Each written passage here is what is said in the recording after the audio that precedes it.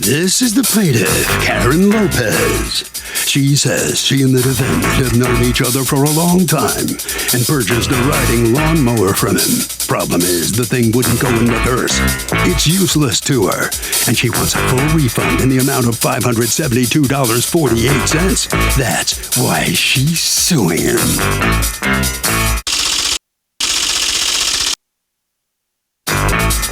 This is the defendant, Pablo Pacina. He says he sold the plaintiff a perfectly good lawnmower that worked just fine. He's sorry she's having problems with it, but she must have done something to it, and he bears no responsibility. He's accused of mowing down a friend. All parties, please raise your right hand. Welcome back to the People's Court. Next case on the docket, the plaintiff bought a lawnmower from the defendant and says it ended up just being a piece of junk. She wants her money back. But the defendant says the lawnmower worked perfectly when his former friend bought it. He doesn't know what she did to it, and he refuses to give her a refund. It's the case of ignorance of the law is no excuse. Thank you, Douglas. You're welcome. Okay, Ms. Lopez, talk to me. What happened here? Yes, I had purchased a riding lawnmower from Pablo through Facebook. I paid him $300 cash. Now, coincidentally, you folks apparently know each other? Yes, our families have known each other for at least 55 plus years. How so? His brother was married to my mom's sister. There you go. All right. So you see the ad on Facebook and then you answer it and say, oh, by the way, we know each other, through whatever. Please sell it to me. Those are actually your words. And then what happens? He said he was waiting to hear from somebody else that was interested in, and if it didn't go through, that he would let me know. Then he texted me and told me, okay. We made arrangements for me to go over and look at it at his house. He texted me his address and so forth. So I went over there and looked at it, and I purchased it.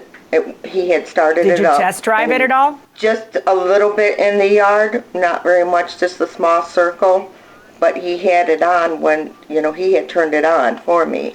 So I just drove around so that you could test circle. drive it. Yeah. Okay. So you decide to buy it, and you give him the money. You give him $300. Was that what he was asking for it, or was he asking more and you negotiated? He was asking $300. Okay. So you paid him the $300, and then what happens? And then I asked him if he could deliver it because I didn't have a truck, and he said yes. So he delivered it for $20 the next day. Okay. And did he charge you for delivery? No. Okay. So then apparently there's a problem, and what's the problem? The problem was he brought it over to the house, okay, and then he parked it in the garage, and I was going to use it, but it was snowing that day, and it was April 19th. And it was flurrying out. That's horrible. Okay, where do you live that it was snowing on April 19th? Toledo, Ohio. Oh, my goodness. Okay. Yes, it was flurrying in. And I'm like, so I said, well, I guess I can't use it today. So I left it, it stayed in the garage where he drove it. And then the next day, when I went into the garage to go and use it, I seen all this oil or gas or whatever coming out of it. But whatever it was really, really bad fumes. Okay. So I had texted him and told him there's something wrong with this lawnmower, and I told him what the problem was and sent him the picture, and he said he topped off the oil, probably put too much oil in it, and then he said that his boss has sent him out to Kentucky to finish a job and that he would take care of it once he comes back. But I never had a response back since. Okay, so what'd you do? I kept emailing him and texting him and calling him, still no response. So finally on 5/9 is when he text messaged that he had to go to Kentucky. And I said, okay, no problem. I said, the fumes are really, really bad because my garage is attached to the house, to the family room. And the fumes were really bad, and I said, these fumes are really bad for my because I have upper respiratory problems. I said, can you take care of this, type of thing? So I didn't hear back from him at all, but he told me he would take care of it when he got back from Kentucky, and I hadn't heard anything back since. Okay, so did you ever take the lawnmower to a repair shop to find out what was wrong with it? No. So what did you do? I had my best friend's husband come over, which lives right behind me, and he came to check out the mower because he has one of his own, and he did the the small side of my driveway, but then when he went to do the front of the driveway, it had stalled. Okay, but before he started it up, it was smoking really, really bad. So then the smoke died down. So then when he started to do the front by the curb, it had stalled and it wouldn't go into reverse or forward. So then we pushed it back about a foot, and then something must have came on loose, and then he started it because there was a problem starting it up again, and then he drove it and put it back in the garage, and it sat there since. I only used it for like maybe 10 minutes, if that. So does he answer you and say to you, there's nothing I can do for you? You bought a used mower. No, I'm 5'9". He messaged me and said his boss sent to whatever, and he'd take care of it when he comes back. After that, do you ever hear from him? No. Okay, so what do you do? My sister has an SUV with a hook on it, so we went to go and get a U-Haul trailer. So my sister and I pushed it up there. It's one of those trailers that come down in the back. So her and I pushed it up there, and then we delivered it to him. And then there was a yard full of people. They were drinking and so forth. And I had already messaged him and told him I was going to be dropping it off. But so you basically dropped it in his. You just dropped it in his front lawn. No, on the side, in the alley. He's got a bunch of cars and so forth, and there was a bunch of people there drinking and so forth. And then when you say the alley, is that a public place or is that on his property? He lives on a corner, and on the corner. So it's the public. Corner. So you dropped it off in the public road. Okay, Mr. Pacina, talk to me. You sold her this lawnmower, and she's upset because she says that you sold her a broken lawnmower. Talk to me. When she asked for it, and I knew her, I did sell it to her, but before I sold her, I told her it worked great because I was using it. And I tested it out for her. I said, let me try it out, test it out for you so you can see it works, everything, it starts up in there. And I even went around my yard, cut some grass a little bit and stuff like that, and it worked fine. And then we talked a little bit, and she says, okay, I'll take it. I said, well, okay. I says, well, she says, well, I don't have nothing to take it to the house with. I says, don't worry about it. I'll take care of it. So I said, I'll have it over your house, if not today, tomorrow. And that's exactly what I did. So I dropped it off, put it in the garage, and then that was it. And then I got a call, said that something was wrong with it. I went to look at it. I said, well, either you put too much oil in it or something, because there was no oil. I never had that problem with it. So, Mr. Pacina, she paints this picture where you completely ignored her. You're saying you actually physically went over there to take a look at it? Yes, I did. No, he did not. Huh. When you looked at it, what did you say to her? I just told her, I said, I don't know. I said, this leak, you got oil here, but I don't know, did you put oil in it or something? Because I never had that problem before. So she claims that you told her you must have overfilled it with oil. You claim she must have overfilled it with oil because you never had that problem. I didn't fill it. So, by the way, Ms. Lopez, when you test drove the item, did you see any of these smoky problems that you're talking about now? Or did you find any fault with it when you were test driving it? No, because I only went in a small little circle. Okay, so according to you, Mr. Pacina, you go to her house and you look at it and you see that and you tell her you must have overfilled it with oil, and then what else happens? Well, that was it. I just told her, I said, I don't know what to tell you. I says, I just didn't have no words. I don't know in my mind, I didn't know if she had drove it around or I don't know what she did that it had that problem with the oil spill. Right. So did she start texting you and asking you, I want my money back, and sending you emails and all that stuff? And did you ever answer her? Yes, I answered her, but see, I'm a construction worker and I work a lot out of state. So I can't just come over or be forward with her about the lawnmower, about replacing the money. I said, in my mind, I told myself, I says, you know what, I will reimburse her when I get home. And she kept talking, but she kept texting me, but I couldn't do nothing with it because I work out of state a lot. And Right, but then you got home and but you never reimbursed her. You decided that you sold it to her as is, and tough luck. So what happened to change that? Was there something in her tone and the way she was texting you and stuff that kind of made you annoyed, or what happened there? Well, what annoyed me was when she threatened me. When she threatened me, says, "Well, I'm going to take you to court and this and that." And then I got a little attitude about it, because in a situation like this, when you buy something off Market Square or Offer Up, which is where people sell stuff, you buy things as is. You take your chances. Anytime you buy something off of the line, you take your chances. It's just about it. I mean, I've had that problem. I buy things and they don't work like they're supposed to. Hey, it's my loss, their gain. That's how I see things when I buy things. It's not like were you surprised to see that she had delivered were you surprised to see that she had dumped the lawnmower back on your property? Yes, I came. They called me. When did she do that?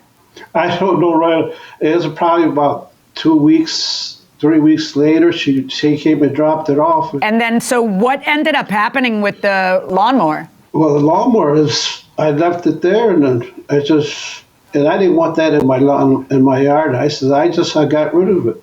How did you get rid of it? I didn't sell it or nothing. I scrapped it. Okay. Ms. Lopez, you are suing for $300 for the lawnmower, $37.48 for renting the U-Haul to get it back there, $150 for emotional distress. And how do you figure $85 for 8 months of interest? That can't be calculated correctly. But, we have a problem, and I'd like to hear you address it. What is the warranty on a used lawnmower when you buy it used from a private party like that? When he used the phrase as is, are you familiar with what the words as is means? The ad says 42-inch cut and run great. It does not say as is. Runs great is not a warranty. It's an opinion. And you had a chance to drive it all you wanted, or have him drive it in your presence all you wanted. If it was short, that's on you. It's not on him. He obviously wasn't hiding anything. He had the thing out and running for you so you could see how well it rode. And then you get it, and then you want your money back, and you have to understand that this isn't Macy's. It's not like you just bring your receipt and you say, hey, give me my money back. When you buy a used item, the as-is laws automatically apply. He doesn't have to put it on there. He doesn't have to put it on a bill of sale. By default, the law is that it's as is when you buy a used item from a private party like that. So, what warranty did he violate? If it's as is, then you take it like you get it. Buyer beware. The only thing he can't do is lie to you by saying, oh, it's brand new tires, or, oh, I just put in a new carburetor, or whatever it is he's going to say. And then it turns out, oh, that was an actual lie and I relied on it to buy it. But just the phrase, runs great, quite a cream puff, stuff like that is what is known in the law as, it's actually called puffery, but it's basically opinion stuff and not violation of warranty stuff. This is an as-is sale, and I really wish you hadn't put it in his front lawn. I wish that you had taken it somewhere to get repaired and then, found out what was wrong with it and then repaired it, and then you'd have a lawnmower. But instead what you have is bupkis, because you took it there, you dropped it off without authority. He has the right to consider it abandoned property and get rid of it at some point. He got rid of it, so now you have no $300, no $572, and no lawnmower, because that's the law. My verdict in this case is for the defendant.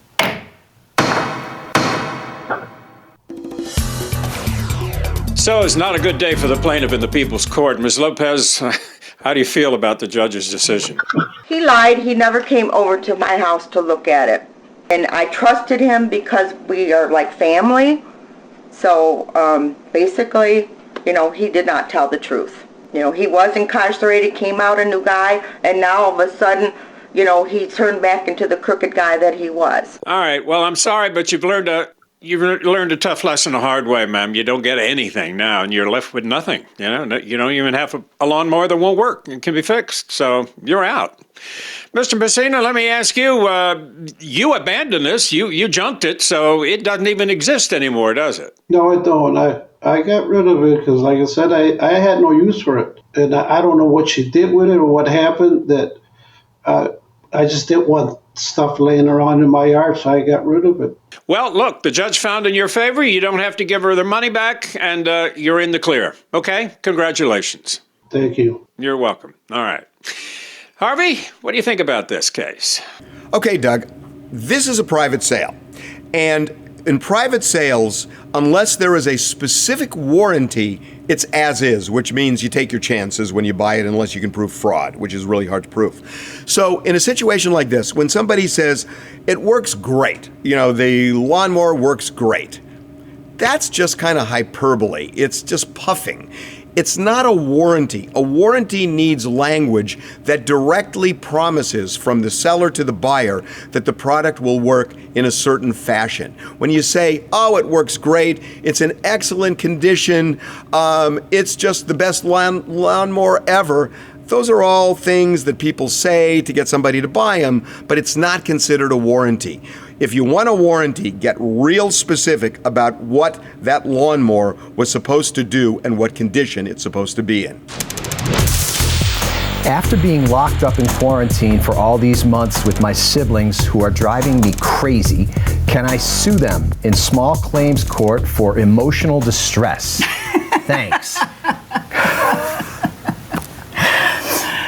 Yeah, sure. Anybody, this is America. Anybody can sue anybody for anything all the time, and anywhere, and they often do. Isn't but that the truth? You better be prepared for a counterclaim because I'm sure they've got complaints against you too. Right. Okay. Right. This quarantine really does, the close quarters and the trying time has shown everyone the best of us and the worst of us. Right. It'll test your marriage. It'll test your marriage. It'll test your family dynamics. It's tough, it's Absolutely. tough.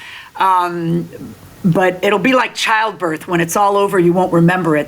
If you did, you wouldn't have a second child. Right. And also, by the way, on emotional distress claims, almost every state, I believe, it has the old common law physical impact rule where you have to show some kind of like physical not problem. just, you're annoying me. Oh, she annoyed or the crap out of me for a as year. Our youngest child, when she was about 2, used to always say, Mommy, referring to the other two, they're making me annoying. Yes, that was Sophie. And all of us would just say, yes, they are. And so we still say that to each other. Yeah. They're making me annoying all the time.